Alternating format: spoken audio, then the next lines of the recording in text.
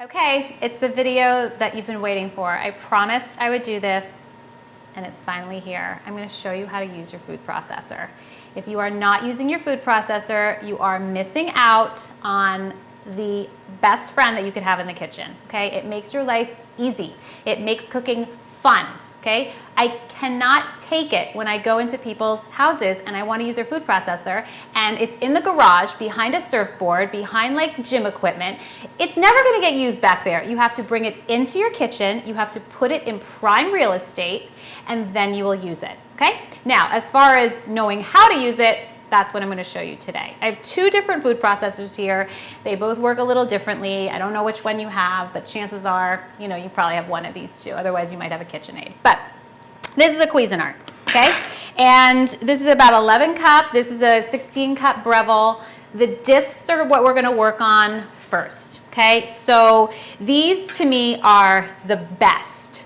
This is a slicing disc. It comes with your Cuisinart. If you threw it out, don't worry. You can still order one from Cuisinart or go on Amazon, just know which model number you have, and then you can order them. You can actually order more than one. This is like a standard 4mm slicing disc. You can get them thinner too, which when I did have a Cuisinart, I had some thinner ones too, and those are the best. The 1mm or 2mm, I highly recommend it.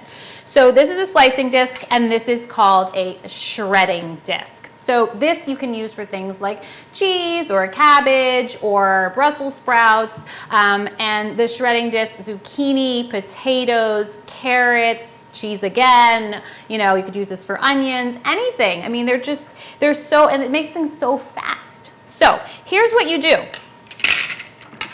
You need to remove the S-blade, okay? This is the first obstacle. You are not going to be using this and this at the same time. So take this out and put it off to the side. This is what you use for chopping and blending and all that stuff, not for when you're slicing, okay? Then what you have to do is you're gonna flip your discs over, okay? And you're gonna take the stem, this is for the Cuisinart, and you have to pull this down. Now, they try to help you. I know it's probably difficult to see in a video. They try and help you here. There is a little arrow imprinted there. And guess what? There is a little arrow imprinted in the middle right here. So they're telling you, pull this down, insert arrow and match it to this arrow, twist and release, and make sure that it is nice and stable. Now you're ready to work with this, okay? So you're gonna put it into the machine. It's not ready yet. You still have to turn it, okay? And so that it comes down and it's almost flush with the top of the bowl, okay? And now you're ready to work with it, okay? So then you turn the top part on, okay? So get it nice and secure, and then you put this in. Okay, so the shredding disc is what, again, you can use for something like carrots or zucchini or whatever.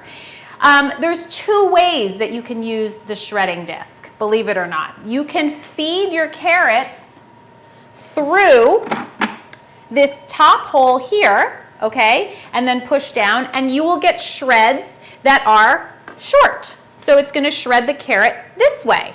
But what if you want longer shreds? What if you want to do like a carrot salad? Well, guess what? You would feed it in a different way.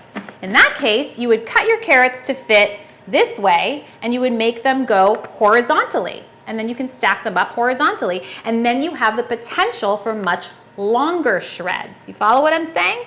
Okay, so that's two ways that you can use that. All right? Now with the Breville, it's a little bit different. Again, you have to remove the metal S-blade. This doesn't get used at the same time that the discs get used.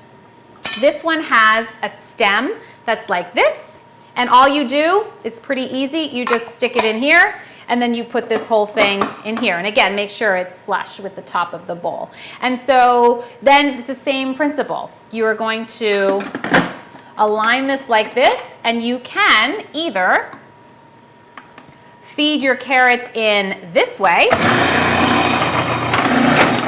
Okay? How easy was that? It took like 2 seconds. Or you can, cut your carrots to fit horizontally, like that, and then you'll get longer shreds, okay? So then this goes here, and then voila. So easy, all right? Now you can also do something like Brussels sprouts. Let's just say you wanted to slice your Brussels sprouts and you wanted to slice them thinly, like for a salad or something. That is not going to be with your shredding disc. It will just chew up your Brussels sprouts and it will look like all little bits. That's not what you want. So cabbage and Brussels sprouts, if you want to do sliced onions, they go with your slicing disc. Okay, this one's a little on the thick side. I personally prefer them to be a little thinner. That's one of the reasons that if I have a Cuisinart, I would order a thinner disc like that 1 millimeter or 2 millimeter or both.